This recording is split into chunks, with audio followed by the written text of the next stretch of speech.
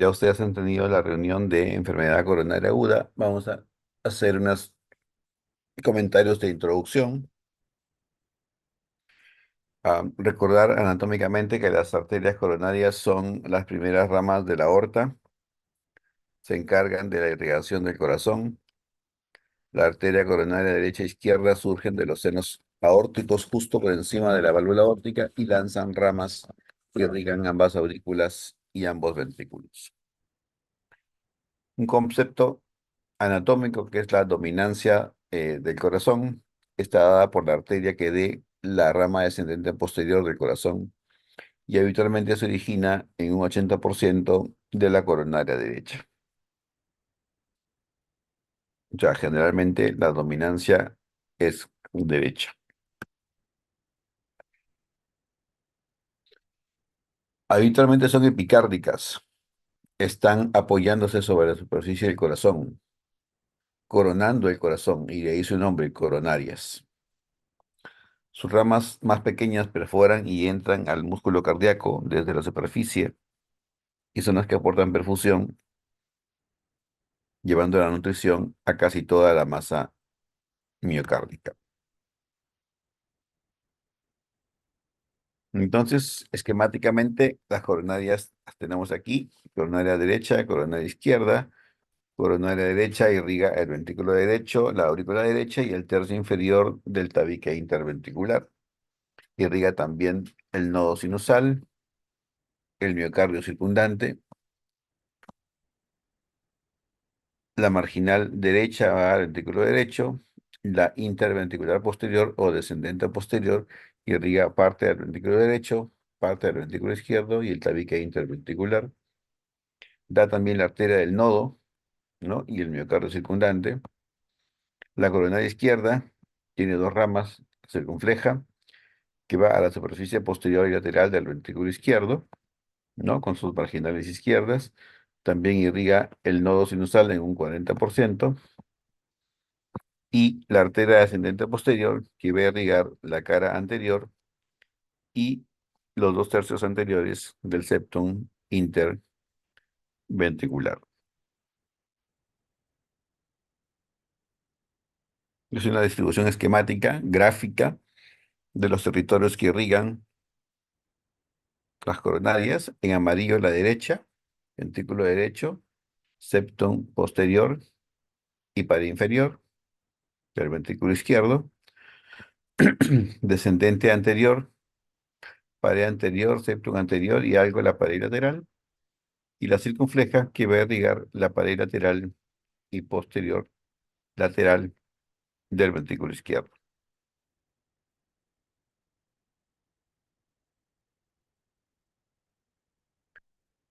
Algunos parámetros fisiológicos de la circulación coronaria. El flujo promedio coronario es de 225 mililitros por minuto, que es más o menos el 4 a 5% del gasto cardíaco total. En ejercicio, el gasto cardíaco aumenta 4 a 7 veces, el trabajo cardíaco aumenta entre 6 a 9 veces y el flujo coronario entre 3 a 5 veces. ¿No? Noten ustedes que los números no son necesariamente los mismos de aumento. El flujo coronario se eleva menos que el ejercicio, que cuando el gasto cardíaco se eleva en el ejercicio o incluso el trabajo miocárdico, ¿no? Hay mucho más trabajo miocárdico y menos aporte proporcionalmente del flujo coronario. Y eso es importante para lo que luego vamos a mirar. Durante la diástole, el músculo cardíaco está relajado y la sangre fluye rápidamente por los vasos intramiocárdicos. Aquí debemos entender que la mayor irrigación del músculo cardíaco ocurre en diástole. Durante la sístole, la contracción muscular impide el avance del flujo sanguíneo, que desciende a muy poco, y por eso es que en esta fase se irriga mucho menos el miocardio. Estos cambios son menos marcados en el ventrículo derecho. Historia natural de los síndromes coronarios crónicos. Y aquí un concepto moderno, ¿no? Porque nosotros hemos estado hablando de enfermedad coronaria crónica estable, hemos hablado de enfermedad coronaria crónica. Pues estos conceptos ya son antiguos, Posiblemente los vayamos a usar en algunas explicaciones durante la diapositiva, pero lo que ustedes tienen que fijar es que fundamentalmente grabar este término más reciente que es el de síndromes coronarios crónicos. Como toda enfermedad, hay una fase subclínica, ¿no?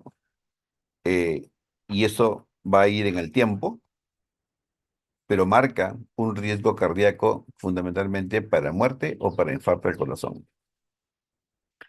Los pacientes pueden debutar, como en la línea verde, por ejemplo, van al consultorio, se les hace un diagnóstico y de repente encontramos que requieren revascularización. Tienen un diagnóstico reciente y de pronto van a querer revascularización. La revascularización, lo vamos a ver más adelante, puede ser de dos tipos, percutánea o puede ser quirúrgica, a grandes rasgos. El paciente se revasculariza y luego entra en un tratamiento crónico en el tiempo que le puede poner en una categoría de bajo riesgo, si es que mantiene un óptimo control y sobre todo cambia sus estilos de vida para disminuir riesgos cardiovasculares, ¿no? Toma sus tratamientos indicados por el médico y va a sus controles regularmente. Puede seguir otros caminos, caminos como que desarrolla un síndrome coronario agudo, va a cateterismo y se define si requiere o no revascularización y luego vienen sus controles cada cierto tiempo. Por ejemplo, venir al año después del primer evento. En realidad no es venir al año, es venir periódicamente, pero al año hacerle una nueva estratificación de riesgo para ver dónde estamos, ¿no? Si estamos en un camino de riesgo bajo o estamos en camino hacia un o nuevamente alto riesgo de que ocurra otro evento. Podemos tener un camino diferente donde el paciente hace síndrome coronario agudo, se revasculariza, vienen sus controles periódicos, se le hace un chequeo al año del primer evento y otra vez, de repente, aunque los chequeos hayan salido bien, debuta con síndrome coronario agudo que podría requerir nueva revascularización y otra vez hay que reestratificar al paciente con cuidados periódicos y nuevamente seguir con nuestra rutina de revisiones anuales para ver cómo va. Y todo este tiempo con tratamiento a largo plazo, tratamiento de por vida en realidad, ¿no? Pero ¿qué es lo que nos lleva a todo esto? Es la aterosclerosis. ¿Qué cosa es aterosclerosis o arteriosclerosis? Es el endurecimiento y engrosamiento anormal de las paredes de las arterias, porque se forman placas de ateroma. ¿Qué son las placas de ateroma? Son depósitos de material lipoide en las íntimas de las arterias. En realidad es mucho más complejo que decirlo de esta forma, pero a grosso modo es lo que tenemos que entender. Y un poco de etimología, ¿no? Ateroesclerosis, donde atere es papilla grasa y escleros es duro.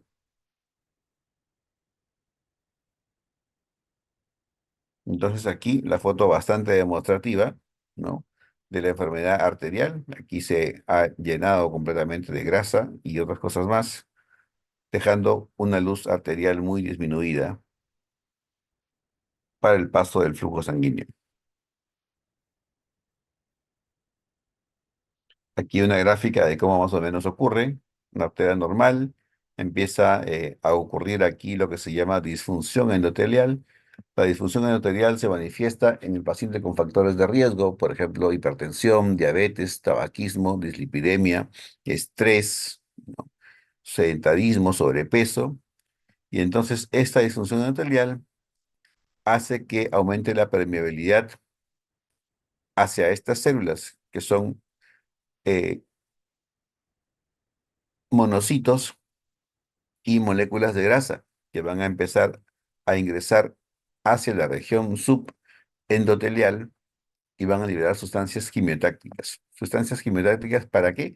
Para más moléculas de LDL, para más moléculas, para más células de tipo monocitos. Estas células de tipo monocitos van a fusionarse entre sí y van a formar macrófagos que van a fagocitar estas moléculas de LDL. van a formar primero lo que se llama estría grasa y luego las mismas células van a tener una apariencia espumosa por las moléculas de LL que fagocitan. Sigue un proceso químico de liberación de sustancias quimiotácticas, siguen viniendo más moléculas de LDL, más células tipo monocitos, empiezan a migrar las células musculares lisas de la capa media de la pared arterial y entonces se empieza a formar una capa de ateroma grande con un centro lipídico muy importante, ¿no?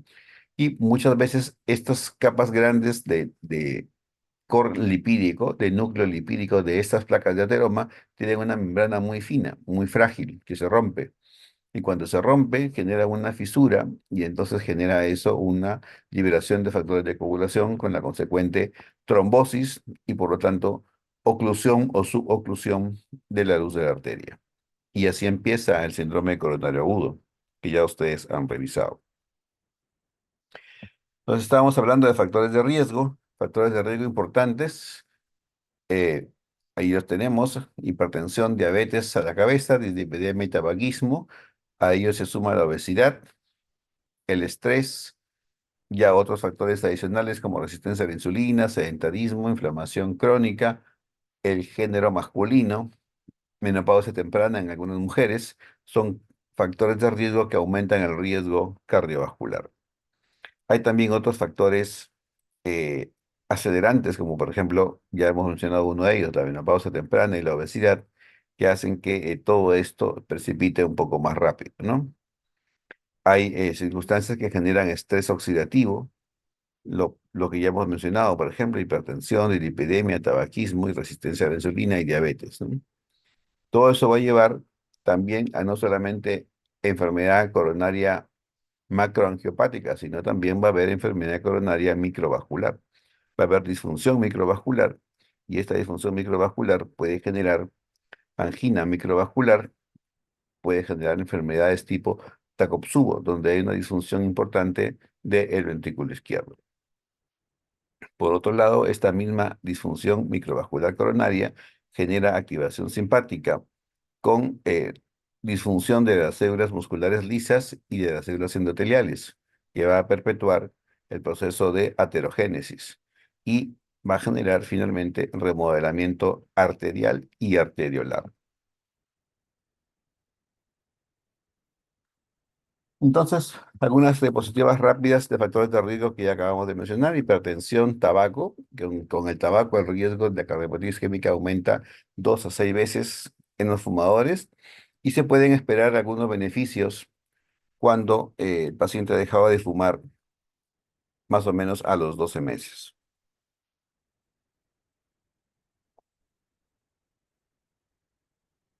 Dislipidemia, colesterol por arriba de 200 o los triglicéridos por arriba de 200 son factores de riesgo importantes. Recordar que los triglicéridos por arriba de 200 o en general altos se transforman en moléculas de LDL y dentro de las moléculas de LDL recordar que hay moléculas pequeñas, moléculas grandes. Las moléculas pequeñas están descritas como más agresivas, como más heterogénicas y la hipertrigliceridemia eh, transforma los triglicéridos en colesterol LDL justamente del más pequeño y denso, que es el más agresivo, el más heterogéneo. De otro lado, las proteínas de HDL eh, tienen un flujo inverso de colesterol que llevan el colesterol desde las arterias hasta el hígado para eliminarlo a través de la bilis. Y las moléculas de LDL transportan el colesterol más bien hacia la pared arterial, digamos, propiciando o favoreciendo la aterosclerosis.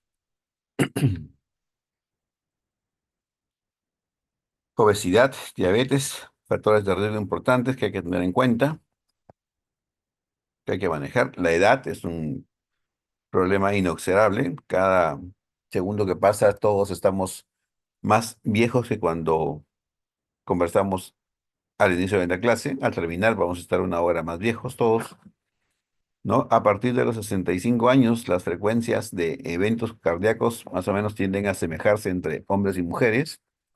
Y ese es un factor de riesgo importante, la herencia, ¿no? Entonces, si yo tengo que resaltar factores de riesgo importantes, tengo que decir, eh, hipertensión, dislipidemia, tabaquismo, diabetes, obesidad y la herencia. Los demás luego también hay que tenerlos en cuenta, pero serían como factores de riesgo secundarios. Unas imágenes para mostrar aquí la arteria descendente anterior. Noten ustedes que aquí tienen una obstrucción claramente, ¿no? Una obstrucción casi de 99%.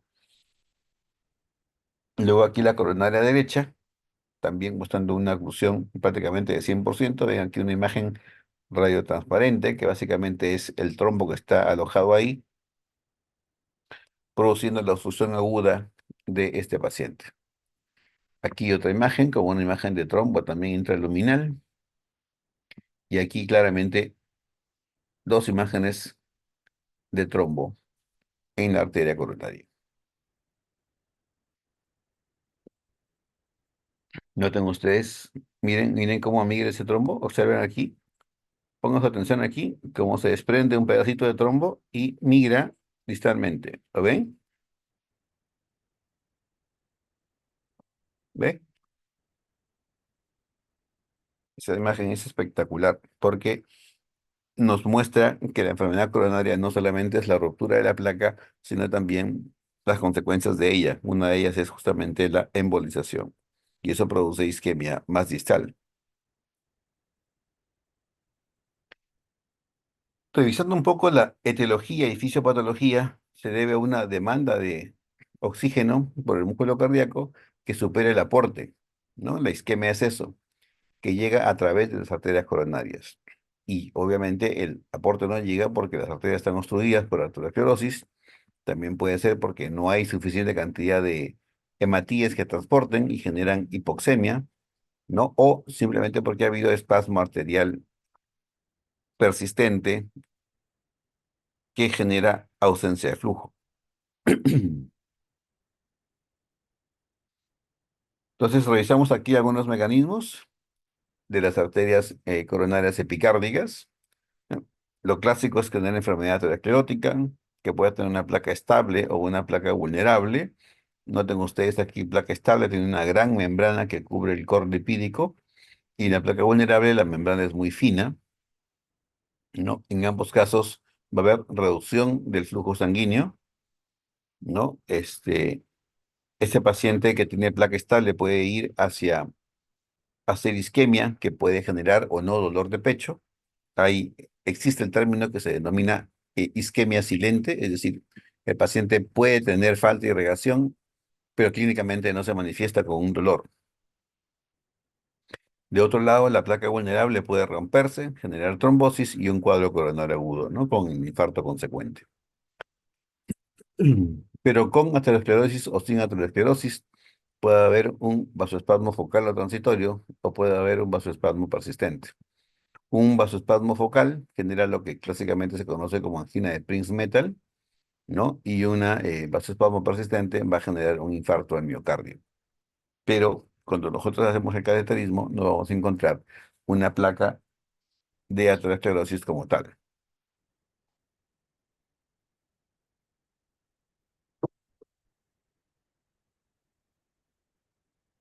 Pero la enfermedad coronaria es solamente epicárdica. No, hay también problemas en la microcirculación coronaria.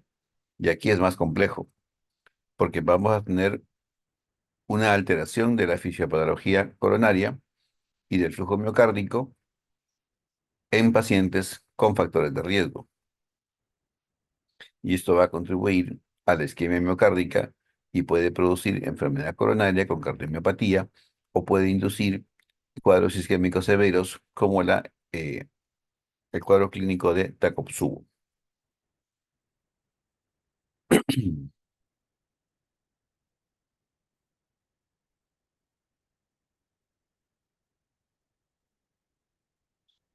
Pero ¿qué cosa es angina?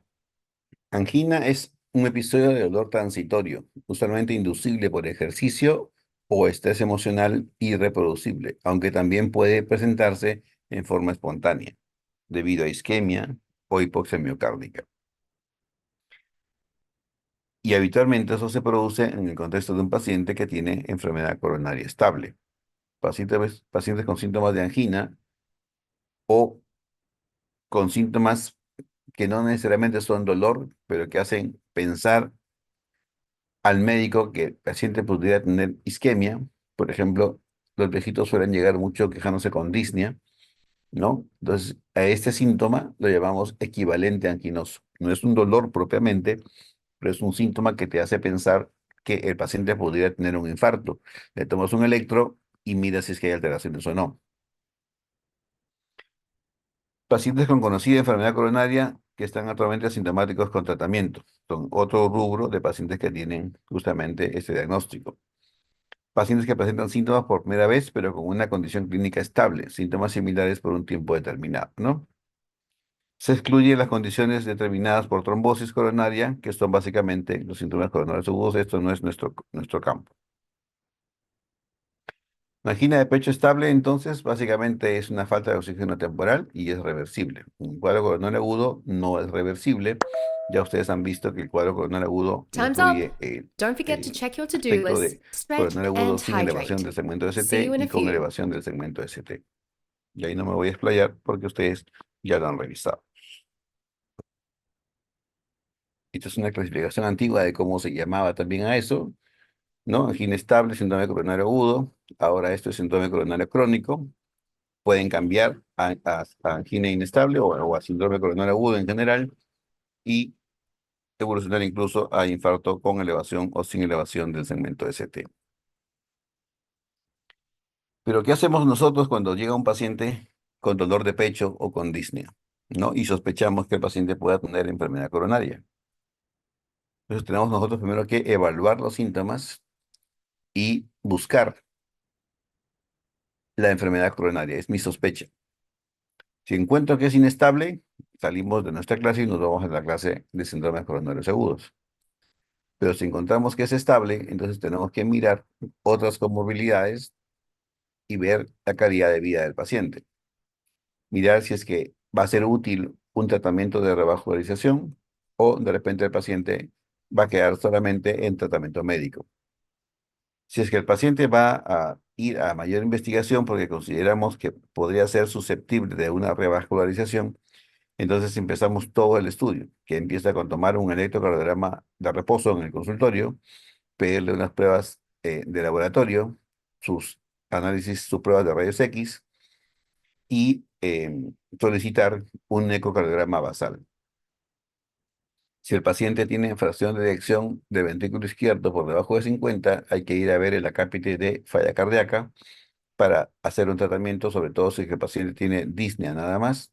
Pero si tiene angina, seguimos evaluando, ¿no es cierto?, la probabilidad de que tenga enfermedad coronaria. Entonces tenemos que buscar causas de dolor de pecho que nos hagan pensar en enfermedad coronaria. Y para eso, nosotros tenemos varias pruebas diagnósticas. Obviamente, nosotros tenemos que definir al paciente si es que es de bajo riesgo o es de alto riesgo, ¿no? Si nosotros tenemos un paciente en consultorio, probablemente sea de riesgo bajo a máximo riesgo intermedio.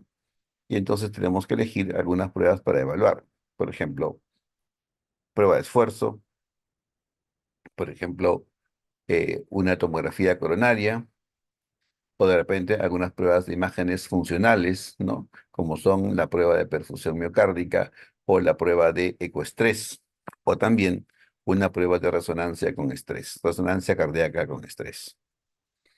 Si el paciente tiene alto riesgo, entonces ya iremos a cateterismo y de acuerdo a eso evaluaremos qué cosa es lo que haya que hacer. Una vez hecho esto y centrado en nuestro paciente, ya sea que hayamos hecho solamente imágenes o ya sea que hayamos ido a algo invasivo como el cateterismo, nosotros tenemos que finalmente elegir qué tratamiento vamos a darle al paciente, ya sea guiado por los síntomas o sin ellos. Pero otra cosa que nosotros tenemos que aprender a reconocer es que si todo dolor de pecho es realmente anginoso o no, porque hay mucho paciente que llega a emergencia a quejarse o a decir que le duele el pecho y van, porque obviamente ellos piensan que les puede dar un infarto o pueden estar teniendo un infarto. Y muchas veces el electro que los tomamos en emergencia no es esclarecedor, más bien es factor de confusión. Entonces, clínicamente nosotros tenemos que aprender a reconocer qué cosa es una angina típica. Y una angina típica cumple estas tres características. Vamos a empezar por la de abajo. Alivia en reposo o con uso de nitratos en menos de 5 minutos. Y aquí una aclaración. Esta guía europea está hecha usando nitroglicerina sublingual. Es decir, ellos tienen nitroglicerina sublingual, nosotros no tenemos nitroglicerina sublingual. Nosotros lo que tenemos es isorbide sublingual. Y no son 5 minutos para nosotros, sino son por lo menos 15 minutos para que el dolor se alivie. Dolor de esfuerzo es la otra característica. Es decir, subo de un piso del primer piso al segundo piso y me duele el pecho. Y todos los días hago lo mismo y todos los días me duele, ¿no? Entonces es un dolor típico. Me siento, descanso y desaparece. Pero lo más importante es entender cómo es el dolor. El dolor es un dolor opresivo. El dolor es un dolor que está habitualmente en el centro del pecho. Se puede irradiar al cuello, se puede irradiar a la mandíbula, a los hombros o a los brazos, incluso a la espalda. Pero el dolor tiene que ser opresivo o constrictivo, como dice la diapositiva. Muchos pacientes, cuando están teniendo un infarto, que el dolor es mucho más intenso, refieren al dolor como que si estuviera sintiendo la pata de un elefante en el pecho. Entonces, si un paciente tiene estas tres características, estamos bastante seguros que el paciente tiene angina. Y si es angina, entonces tenemos que pensar en enfermedad coronaria. Pero ojo, hay que demostrarlo. Hay pacientes que vienen con dolor y te dicen, doctor, siento que me arde el pecho. Y entonces ya eso nos genera una confusión porque el doctor Reyes me ha dicho que es opresivo y el paciente dice que le arde. Y yo sé que cuando arde el pecho o el dolor tipo ardor puede ser una gastritis. Entonces ya empezamos a salir de estas características y posiblemente vamos a estar en lo que se llama angina típica. Una angina típica cumple solamente dos de estas tres características, no cumple las tres. Y un dolor de pecho no anginoso o dolor de pecho no coronario, como decimos más frecuentemente nosotros los cardiólogos, es que cumple apenas uno o ninguno de los eh, parámetros que hemos comentado aquí. Esta es una clasificación importante para que ustedes tengan en cuenta, clasificación de la Sociedad Cardiovascular Canadiense, para saber más o menos la severidad de la angina.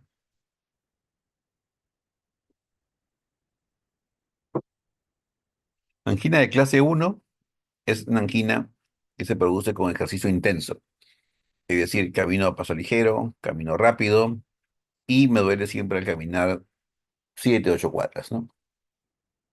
O incluso cuando subo escaleras, pero más de un piso. Angina de clase 2 es aquella que se produce en el ejercicio moderado. Tiene una ligera limitación de las actividades de la vida diaria.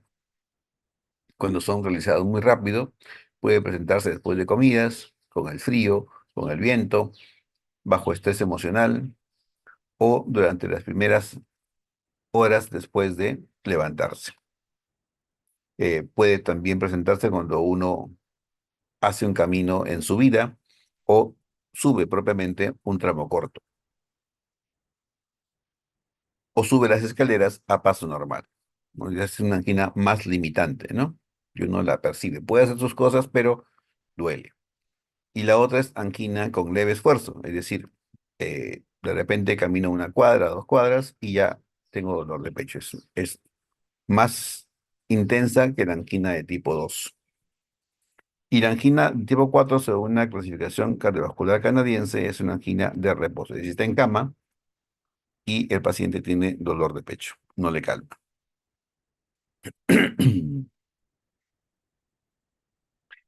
Pero en el diagnóstico diferencial ya habíamos esbozado nosotros más o menos que no todo dolor de pecho es dolor de pecho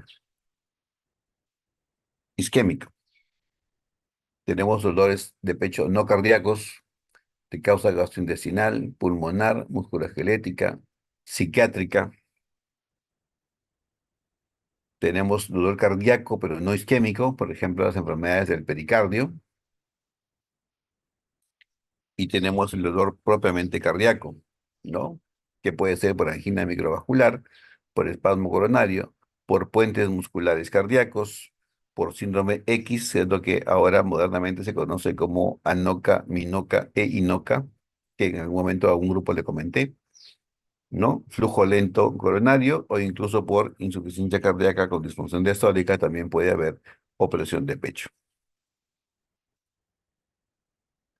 Datos informativos epidemiológicos. La prevalencia de la angina aumenta con la edad, conforme nos vamos poniendo más viejos, va habiendo más enfermedad coronaria en la población. Como ven ustedes, es mayor incluso cuando pasan los 65 años.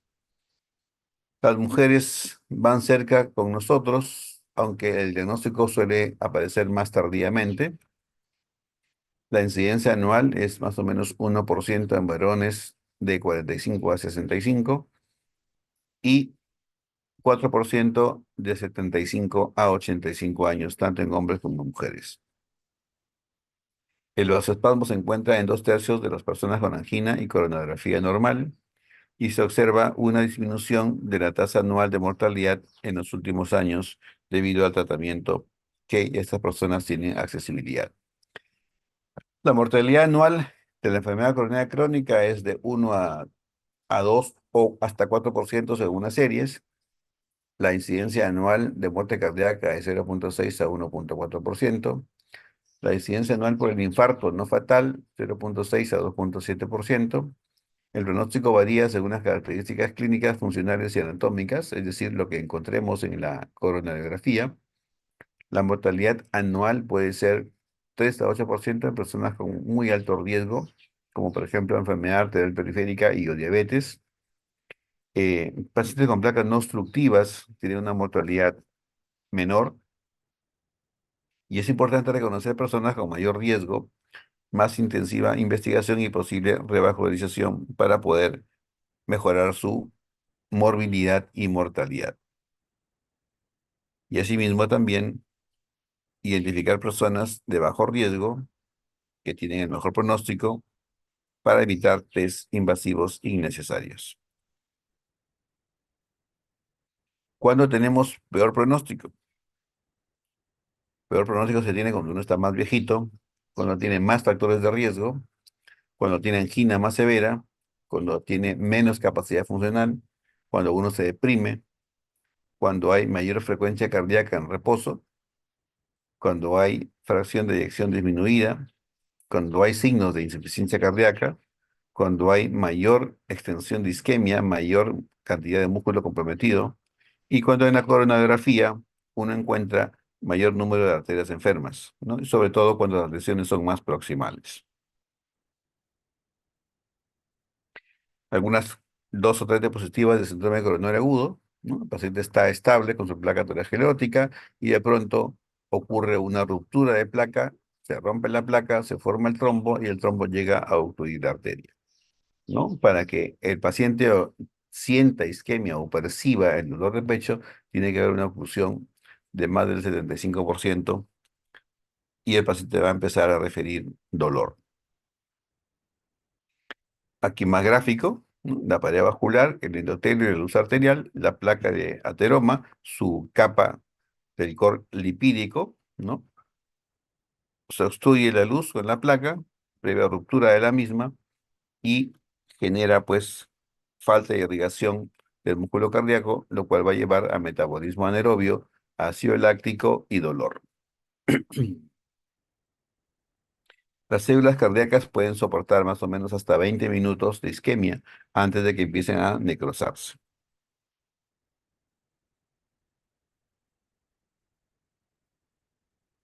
Pero si la arteria se tapa y no ha sido abierta, ya sea por medios farmacológicos o por medios mecánicos, entonces vamos a suponer que la descendente anterior se tapó aquí, se va a necrosar la punta del corazón, ¿no? Y nosotros vamos a encontrar aquí esta zona infartada.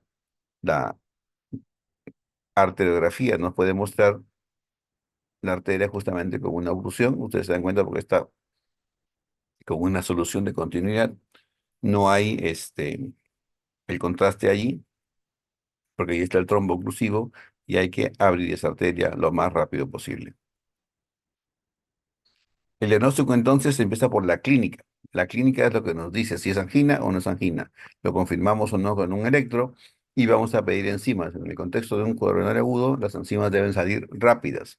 Y luego podemos complementar el diagnóstico con ecocardiograma y o con cateterismo si es que fuera un cuadro agudo. Hay que preguntar siempre por las características del dolor, tipo de dolor, localización, irradiación, intensidad, duración y su relación con el esfuerzo. Eso es importante, no hay que olvidar esas preguntas. Angina de pecho estable dura unos 3 a 5 minutos. Comienza con el ejercicio, se da con el reposo o con hidratos, como ya hemos mencionado, y se encadena ante el mismo estímulo.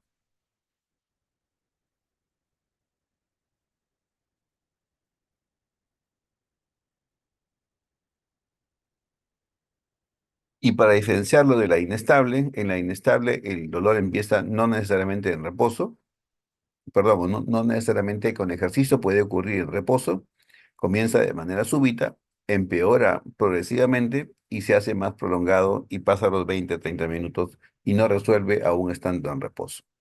Y muchas veces tampoco resuelve estando con Isorvide, con nitroglicerina sublingual, quiero decir.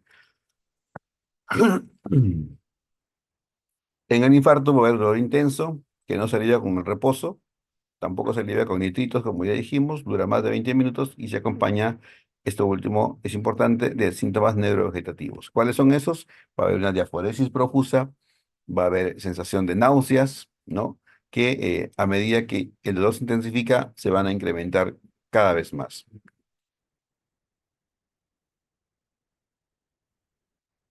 Si el diagnóstico de síndrome coronario agudo se confirma y vemos el electro que sugiere un infarto, entonces salimos de esta clase y nos vamos a la clase del síndrome coronario agudo. Regresando con nosotros, entonces, tenemos que mirar cómo afrontar a nuestro paciente. Llega un paciente a la consulta con dolor de pecho o con disnea y nosotros no debemos de sospechar como cardiólogos que podría tratarse de un síndrome coronario crónico. Entonces, el saludo del cardiólogo al paciente en la consulta es siempre tomando un electrocardiograma de 12 derivadas. Por eso tenemos un approach para saber qué cosa pueda estar pasando. Y luego, si es que el paciente tiene dolor, hay que tomarle con dolor e idealmente cuando ya no tenga dolor.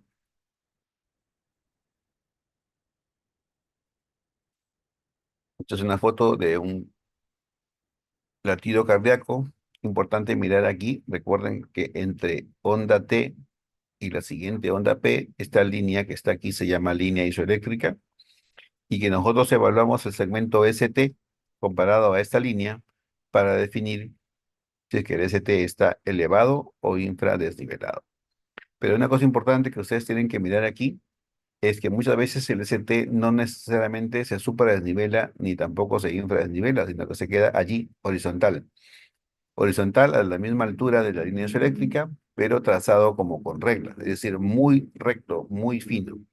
Y eso se llama rectificación del segmento ST y es un signo sutil que el cardiólogo conoce, el no cardiólogo no conoce, ustedes lo aprenden hoy, mañana lo olvidan, para saber que ese electro no es completamente normal y que hay que investigar más aún. Entonces, cuando un paciente está siendo evaluado, tenemos que hacer, después del electro, algunas pruebas para justamente encontrar ello. Una de ellas es el ecocardiograma en reposo.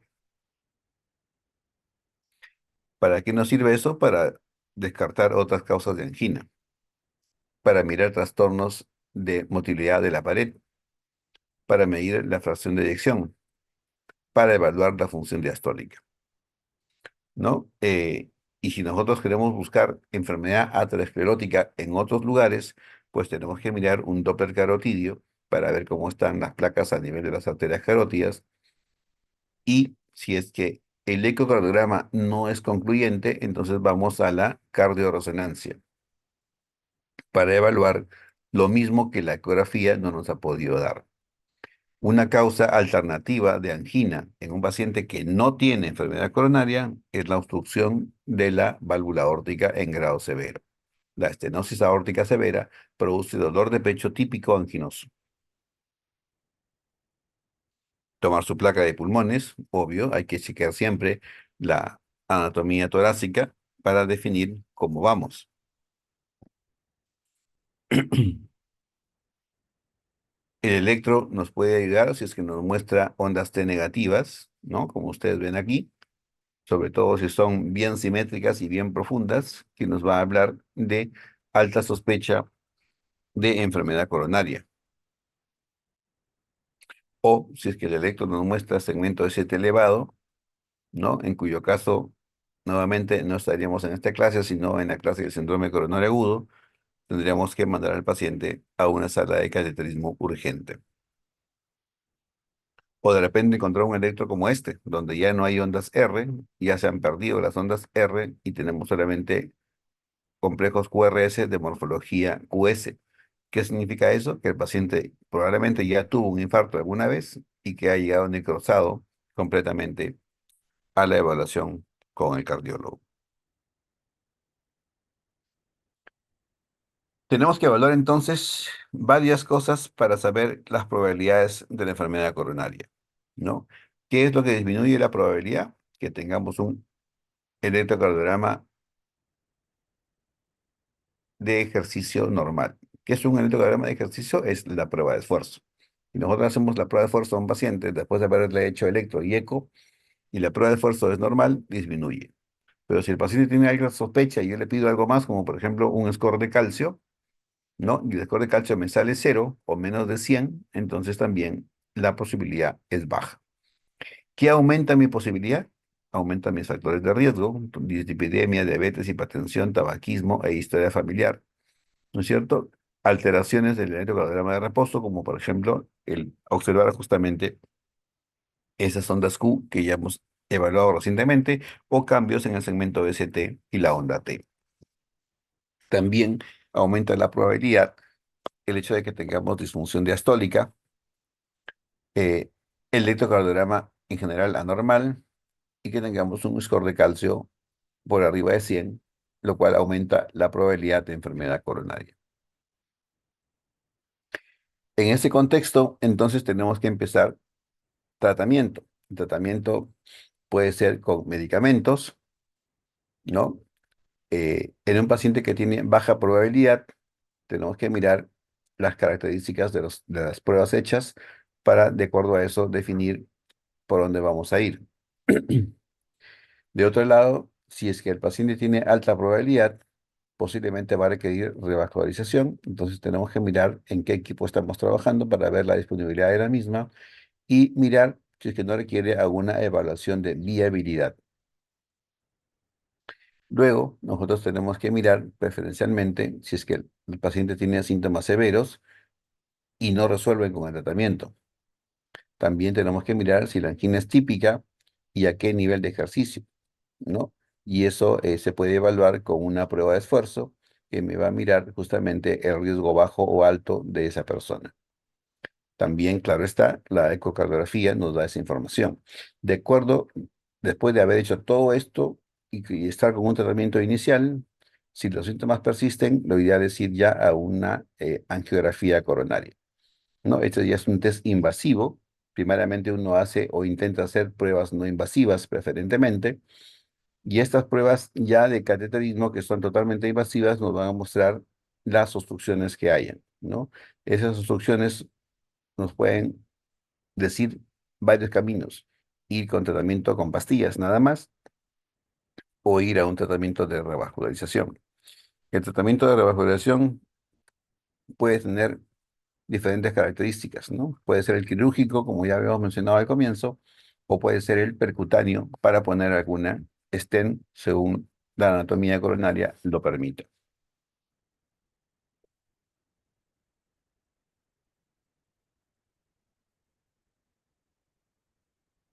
Y aquí algunas recomendaciones más, ¿no? Como les decía, siempre empezar por pruebas de tipo no invasiva. Generalmente son pruebas de imágenes para buscar isquemia, ¿no? Dentro de estas pruebas funcionales de imágenes para buscar isquemia, tenemos aquí la ecocardiografía de estrés, la resonancia magnética de estrés, la prueba de perfusión miocárdica o también, que no se hace mucho, la tomografía por emisión de positrones, ¿no? Todo ello nos va a determinar si es que hay alguna isquemia. Si no se puede hacer ninguna de estas, alternativamente se puede hacer una tomografía coronaria para evaluar inicialmente cómo es que están nuestras arterias en el paciente. Luego, si es que el paciente está diagnosticado, se somete a un estudio de discusión con los médicos para evaluar si es que requiere alguna otra prueba adicional. Una vez que el paciente se encuentra que sí tiene que ir a una prueba invasiva, entonces nosotros hacemos el cateterismo como ya habíamos mencionado y de acuerdo a lo que encontremos, vamos a iniciar el tratamiento.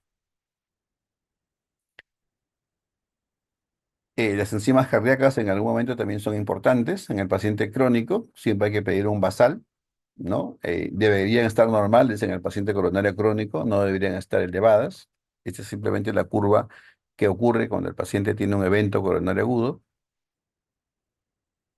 El eco que ya habíamos mencionado, el cateterismo, ¿no? Aquí está subiendo el catéter por la vía inguinal, ¿no? Se ubica en el ostium de la coronaria y aquí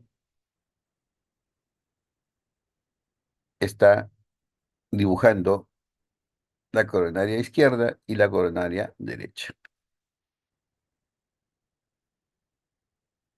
En este caso, ha encontrado una obstrucción en el tercio medio de la arteria descendente anterior y otra en el tercio medio de la coronaria derecha.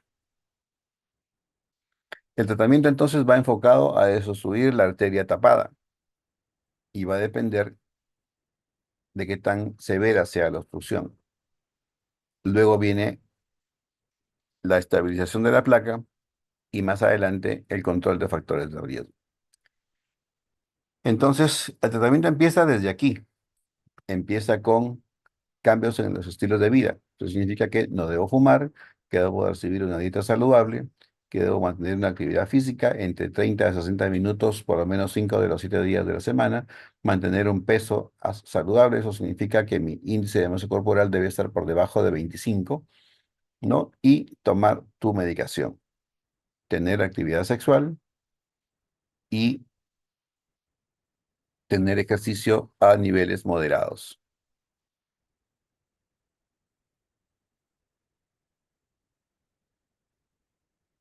En el caso de que el paciente fuma, hay la teoría de las INCOS As. Ask about smoking. Preguntar si fuma. Aconsejar dejarlo. Evaluar si está listo para dejarlo. Asistir al paciente en ayudarlo, mejor dicho, para que deje de fumar. Y finalmente, hacerle el seguimiento para que realmente no fume. Hay muchas personas que dicen no fuman y no fuman más, pero hay mucha gente que se queda prendido del cigarro y no lo dejan. O lo dejan un tiempo y luego vuelven a lo mismo. Características de la dieta saludable no las vamos a leer, están en todas las guías, pero es importante que una dieta sea baja en grasa, que tenga mucha fibra, ensaladas, vegetales, baja en sal, poco alcohol y evitar alimentos que tengan muchas calorías, dulces, por ejemplo, ¿no? Mejorar tus factores del estilo de vida. Hay que dar consejos cognitivos de comportamiento. Hay que hacer rehabilitación cardíaca basado en ejercicio, pero no solamente en ejercicio, sino también esto tiene que integrarlo un equipo multidisciplinario, ¿no? El cardiólogo, enfermera, nutricionista, fisioterapista, psicólogo, eh, farmacéutico, para que el paciente pueda sentirse en conjunto y ver todas las áreas que se involucran en su tratamiento. Punto importante de la intervención psicológica recomendada para mejorar los síntomas, sobre todo cuando el paciente está deprimido. Vacunarse, vacunarse contra la influenza todos los años, ¿no? Más aún cuando el paciente tiene 60 años para arriba. Y dentro de lo farmacológico, uno tiene que ir mirando qué tipo de paciente tenemos al frente. Pues podemos empezar con terapia estándar, que básicamente implica usar un beta bloqueador o un calcio antagonista.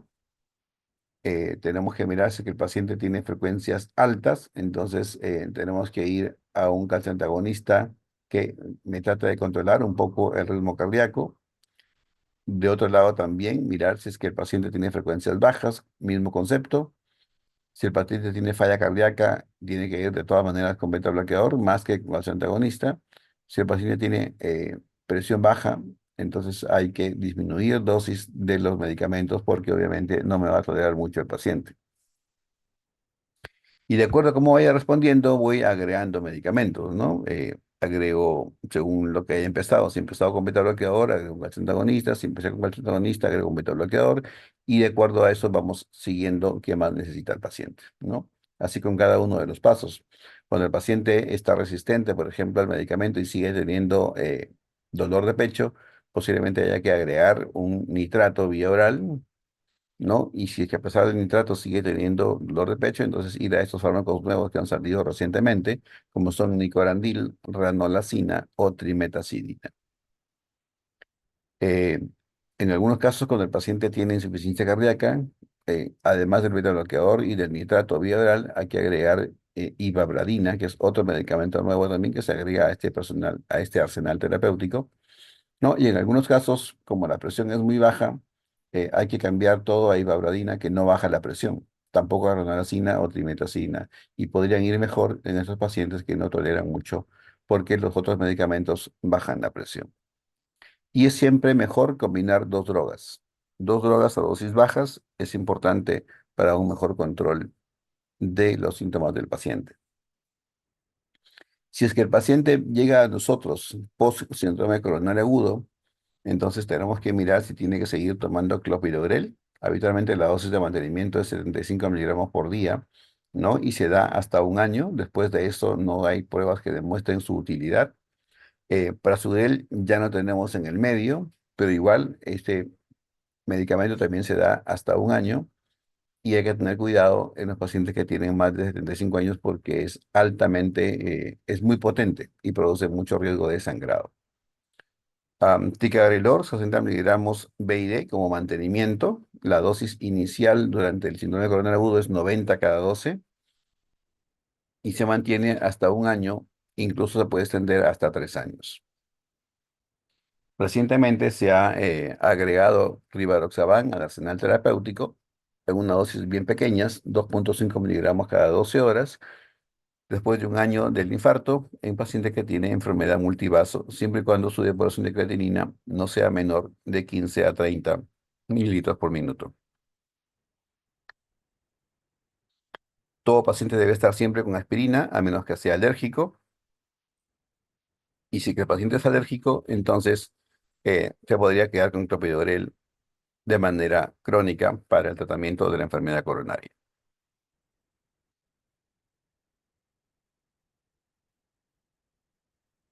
Cuando el paciente tiene fibrilación auricular, es otro tema, porque además de recibir al inicio de una colocación de stent doble antiagregación, tiene que recibir anticoagulación.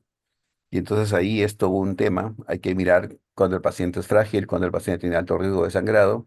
Y entonces uno decidirá, va a recibir triple terapia un mes, va a recibir triple terapia 3 meses o va a recibir triple terapia 6 meses, ¿no? Cuando el paciente es más frágil, obviamente los tratamientos son más cortos, pero el tratamiento más corto va a implicar que el stent se pueda cerrar también, ¿no? Entonces, uno de los acuerdos que hay más recientemente es que si que el paciente tiene que empezar a tomar anticoagulación, probablemente se quede con solamente uno de los medicamentos antiagregantes plaquetarios.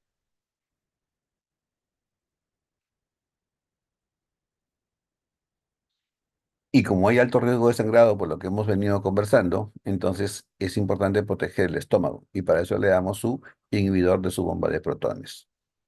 ¿Saben cuál es ese?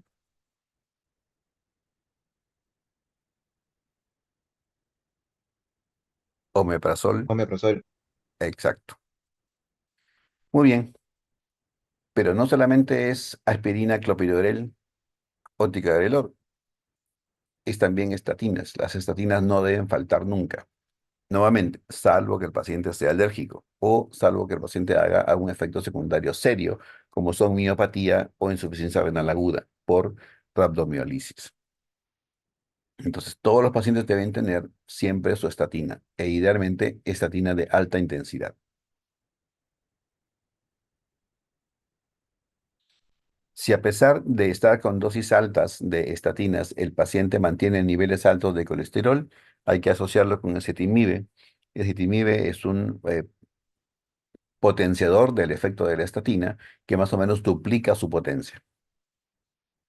Y si a pesar de eso el paciente no logra controlar, pues hay que pensar en los nuevos PCSK9, que son los inhibidores para disminuir más colesterol. Se suman a la estatina y a la ezetimibe, ¿no?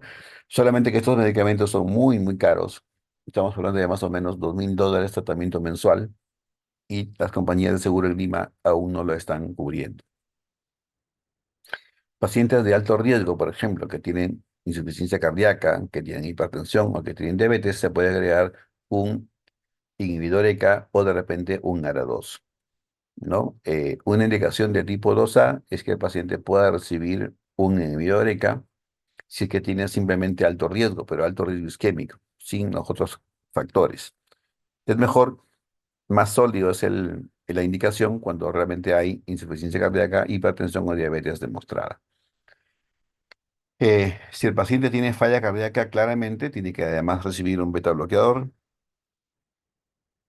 Si es que el paciente requiere un diurético, está indicado el uso cuando el paciente tiene signos de congestión sistémica o pulmonar para aliviar los síntomas de falla cardíaca. En este caso, los beta bloqueadores se recomiendan como tratamiento debido a su eficacia en el control de la angina y en reducir la morbilidad y la mortalidad en falla cardíaca. Los inhibidores SECA, como ya hemos dicho, en falla cardíaca están recomendados justamente para controlar la falla cardíaca, ya sea sintomática o asintomática después del infarto del miocardio, y mejoran los síntomas y reducen también la morbilidad y mortalidad. Entonces, todos esos están indicados. Si un paciente no puede recibir inhibidor ECA, puede recibir ARA2. Nunca los dos juntos, es uno o el otro. Y a todo eso se suman los antagonistas del receptor de mineralocorticoide. Y esos son espironolactona, eplerenone y uno nuevo que ha salido recientemente que se llama firenenona. Eh, Parte del tratamiento de la falla cardíaca son justamente estos medicamentos que no deben faltar.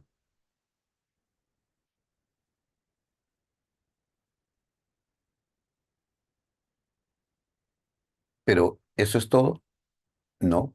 Cuando el paciente se le acaban los fármacos y sigue sintomático y sigue con dolor de pecho, entonces hay que considerar pues que el paciente podría tener falla cardíaca con bradicardia y la bradicardia pueda deberse a un bloqueo de alto grado. Entonces eso va a requerir marcapaceo y se puede además hacer una cosa muy especial que se llama terapia de resincronización cardíaca. Entonces es un marcapaso especial que se coloca al paciente para tratar de que el ventrículo contraiga con más eficiencia y de manera sincronizada, es decir, mimetizando lo natural. Lo natural es que la aurícula se contraiga primero, el ventrículo después durante el ciclo cardíaco, como ya vimos en la clase de fisiología. Eh, en esta terapia de resincronización vamos a lograr que justamente eso, sincronizar que la aurícula se contraiga primero, el ventrículo después, pero no solamente el ventrículo izquierdo, sino también se contraigan los dos ventrículos al mismo tiempo, es decir, el izquierdo y el derecho. Y para eso se colocan cables dentro del corazón, que ya en su momento el que vaya a ser cardiólogo los va a entender, pero por ahora tienen que saber que la terapia de resincronización consiste en eso, en hacer que la fisiología del ciclo cardíaco sea lo más natural a cuando no estaba enfermo. En algunos casos, cuando el paciente desarrolla taquicardia ventricular o arritmia ventricular con alto riesgo de muerte súbita, entonces este marcapaso que ya tenía resincronización va a llevar además otra función que es la de desfibrilador. Es decir, es un equipito que tiene marcapaseo, que tiene resincronización y que tiene además la capacidad de desfibrilar al paciente cuando detecte una arritmia ventricular. Y eso le va a prevenir muerte súbita. No va a aumentar la vida del paciente, pero va a hacer que el paciente vaya menos al hospital porque el paciente se va a desmayar con la taquicardia ventricular, pero el marcapaso lo va a sacar. Es decir, el desfibrilador implantado que ya va a tener lo va a sacar y el paciente va a despertar y va a seguir su vida. Pero ¿cuándo se recomienda una resincronización cardíaca? Se recomienda cuando el paciente tiene obviamente falla cardíaca, está en ritmo sinusal, tiene un QRS muy ancho que dura más de 150 milisegundos, tiene imagen de bloqueo de rama izquierda y tiene el paciente una fracción de eyección por debajo de 35%.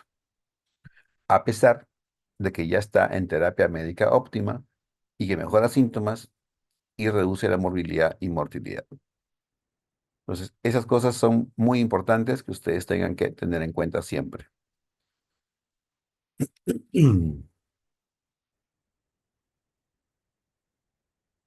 Pero la resincronización también se recomienda en pacientes que tengan QRS no tan ancho como en el primer caso, de manera excepcional,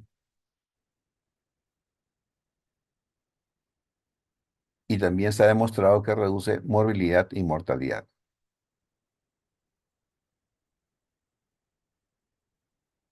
Es importante manejar bien, como ustedes ven acá, la hipertensión y la hiperlipidemia, la diabetes y la anemia, reducir el peso, el cigarro y los cambios en el estilo de vida para que todo vaya bien a futuro. Y si a pesar de eso el paciente persiste con angina, pues tendremos que mirar un nuevo cateterismo para ver qué pasa.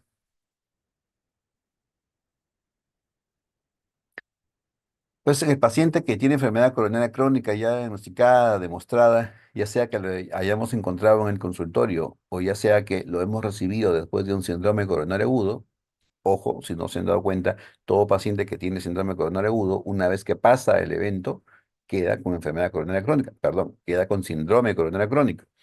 Y entonces tiene que entrar a un esquema de seguimiento, ¿no? Y esta tablita de acá lo que nos muestra es justamente el esquema de seguimiento, ¿no? Tiene que y visitar al cardiólogo periódicamente, hay que hacerle una estratificación de riesgo periódicamente, hay que hacer también un electrocardiograma periódicamente, ¿no? Que puede ser en el basal para saber cómo llega a nosotros, a los 3 meses, a los 6 meses o al año, ¿no? Y luego cada año tenemos que mirar qué sucede. ¿No? Repetir pruebas, por ejemplo, prueba de esfuerzo, ecocardiograma, ¿no? Y nuevamente reestratificarlo y otra vez arranca con su seguimiento, ¿no? Periódico. Aquí está, como les decía, ecocardiograma de reposo, ¿no es cierto? En el basal o después de la revascularización para tener una referencia justamente y luego hacerla periódicamente una vez al año o de repente según como sea requerido. Igualmente hacer una prueba de esfuerzo, ¿no? Una prueba de estrés para inducir isquemia, ¿no? Que puede ser también en el basal y luego repetirse cada año o según cómo el paciente vaya en sus síntomas. Si el paciente tiene muchos síntomas, puede ser cada 3 meses también. Y finalmente, si el paciente está muy sintomático, entonces vamos al cateterismo. Pero en este paciente ya estamos hablando de un paciente de alto riesgo y posiblemente estemos hablando de un paciente que tenga la clasificación canadiense cardiovascular de estar en 3 o 4. No se recomienda cateterismo, dice al final, solamente para estratificar riesgo. Y ya para ir terminando, ¿qué hacemos en el cateterismo? Pues ven, este es un esquema de una arteria coronaria obstruida, ¿no? Estamos en este segmento, tenemos la placa de ateroma acá, hemos pasado el catéter con el balón aquí desinflado, ¿no? Aquí lo inflamos, este balón se infla desde afuera con una presión de 8 a 16 atmósferas según la dureza de la placa. Ya el hemodinamista con experiencia se da cuenta cuántas atmósferas le tienen que poner a esta placa, la mira en la imagen y la va palpando desde fuera, o sea, de palpar es entre comillas, ¿no? Y lo que hace es dejar a la arteria recanalizada. Pero ojo, arteria recanalizada, nada más. No he dicho arteria curada. Como ustedes ven, lo que se hace es, hablando coloquialmente, es aplastar la placa contra la pared arterial para que limpie el paso y pase la sangre nuevamente sin obstrucciones. Pero la arteria sigue enferma. Y entonces eso significa que el tratamiento es de por vida. Otra cosa importante es que hay que entender es que las arterias tienen paredes elásticas, tienen la capa elástica interna y la capa elástica externa. Entonces, cuando nosotros hacemos eso, miren ustedes aquí, como que la arteria le ha salido una barriguita, ¿no? Acá no tenía, acá estamos inflando, la bacteria tiene su barriga, le sale barriga aquí por el balón, pero eso tiende a regresionar. Entonces, cuando regresiona, se puede volver a obstruir. Y para eso, entonces nosotros, bueno, aquí miramos las obstrucciones que estamos viendo en estas arterias coronarias, ¿no? Y luego de la angioplastía, la arteria queda recanalizada, ¿no? Pero les decía que como esta arteria tiende a regresionar, entonces hay que ponerle estos famosos dispositivos que se llaman stents, ¿no? Estos stents son como unas columnas, como bueno, resortitos de lapicero de un material muy especial que al comienzo de la vida de la angioplastía eran simplemente metal y servían como columnas, les decía, para que estas paredes estiradas no regresionen y se queden así ensanchadas, ¿no? Como los muestra el globo y la luz entonces permanezca abierta. En el tiempo, estos stents se han ido recubriendo de material médico, de sustancias médicas que van a hacer que, primero, el objetivo era que como esto es un cuerpo extraño, todo cuerpo extraño en una arteria genera trombos. Entonces, lo primero que se puso aquí eran anticoagulantes, ¿no? Para que el stent dure más y no se tape, y a pesar de eso tenía que seguir con su doble antiagregación, aspirina clopidogrel o aspirina ticagrelor. Pero ¿qué ocurre en el tiempo? En el tiempo ya no solamente hay anticoagulantes, porque además se vio que el mecanismo de oclusión de la placa después de la angioplastía no solamente es la trombosis intraplaca, sino es también la proliferación endotelial. Entonces, las células endoteliales desordenadas por el daño que ha hecho la angioplastía, porque aquí se produce un daño, crecen desordenadamente y se encuentra que crecen como pequeñas coliflores dentro de la luz arterial que obstruyen el stent. Entonces hay proliferación celular. Entonces ahora los stents ya no solamente tienen anticoagulantes, sino también tienen otros medicamentos que inhiben la proliferación celular. Y eso hace que la angioplastia sea cada vez más exitosa y más duradera, además, porque ya no hay esa mala proliferación endotelial y tampoco hay mucha trombosis, salvo que el paciente se queje, perdón, se olvide de tomar sus antiagregantes plaquetarios. En otro contexto, cuando el paciente no pueda ser sometido a angioplastia, el paciente va a bypass coronario. Y entonces, aquí hay unas imágenes de un bypass coronario. Ese es un bypass de safena, como muestra la gráfica, ¿no? Hacemos un huequito en la raíz de aorta y lo cosemos aquí. Y luego un huequito en la coronaria, que se supone es después de donde está la obstrucción, para que la sangre pase directamente de la aorta hacia esta zona de la arteria que está sana, dejando la zona enferma antes. O se hace una derivación de la arteria mamaria. La arteria mamaria que baja por dentro de la caja torácica pegada al arco costal, se desprende de su lecho, se corta, se liga distalmente y la parte proximal se une aquí haciendo un huequito en la arteria descendente anterior. La arteria mamaria usualmente se usa para bypassear la arteria descendente anterior. Y no olviden que siempre las arterias deben colocarse después de la obstrucción, porque si la ponen antes no tiene ningún sentido. Va a seguir con angina el paciente.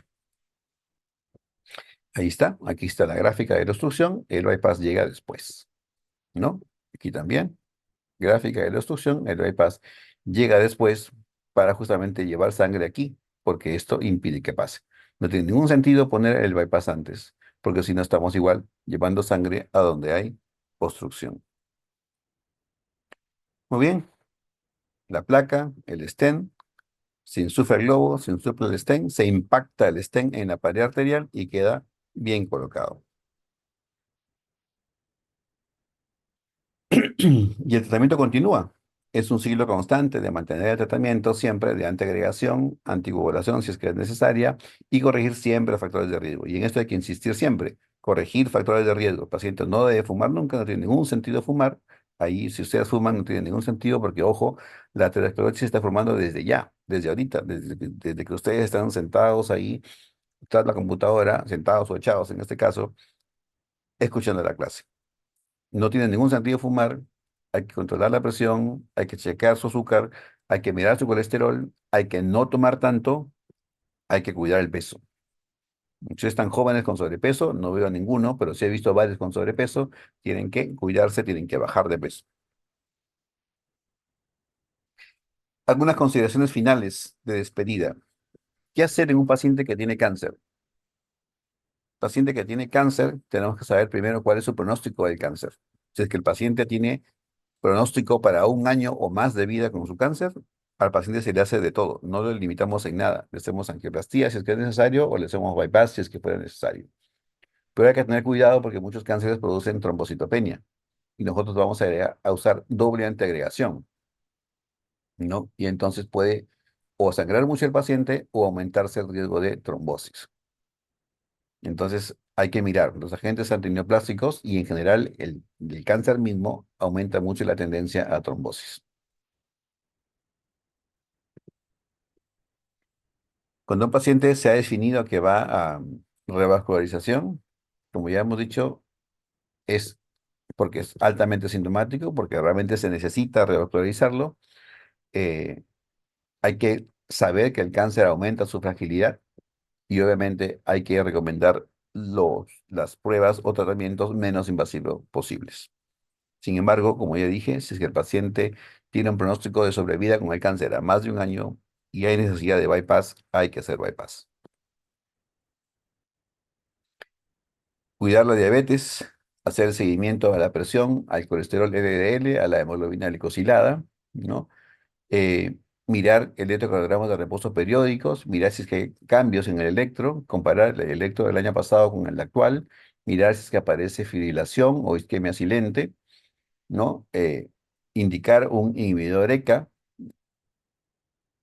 y modernamente agregar un paciente, estos fármacos que se llaman los ISGLT2, ¿no? Que son empaglifosina, canaglifosina o dapaglifosina para pacientes diabéticos con enfermedad cardíaca.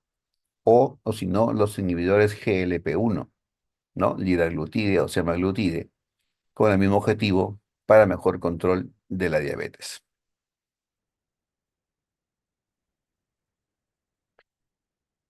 En pacientes con enfermedad renal crónica es complicado porque si es que la creatinina está alta y nosotros tenemos que hacerle un cateterismo, el yodo nos va a empujar al paciente posiblemente a que se quede en diálisis.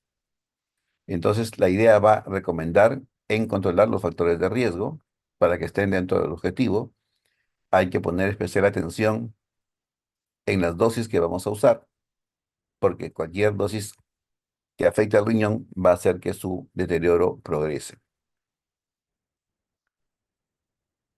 ¿no? Y como leen ustedes acá, el contraste yodado debe ser minimizado. En el paciente anciano, hay que tener cuidado con los medicamentos porque los efectos secundarios pueden producirnos intolerancia o hacer que el paciente fácilmente alcance una sobredosis. Hay que considerar el uso de este medicado en los pacientes mayores, justamente para evitar que tengamos que usar más medicamentos. De repente, el paciente puede no sangrar eh, en el momento, pero uno le va a indicar doble antiagregación y en ese contexto va a sangrar mucho más. Entonces, al sangrar mucho más, con un stent medicado podríamos de repente reducirle a solamente aspirina o a solamente clopidogrel, es decir, a solo un antiagregante. Claro está, corriendo el riesgo de que podríamos nosotros tener trombosis de stent. El acceso radial en realidad ahora se hace para todo el mundo, ¿no? Pero en un anciano hay que hacerlo más recomendablemente. El acceso femoral es complicado, produce sangrado, produce hematomas, es muy difícil y a veces termina el paciente más complicado por el acceso hacia el cateterismo que en la enfermedad coronaria misma. Entonces, de preferencia, acceso radial.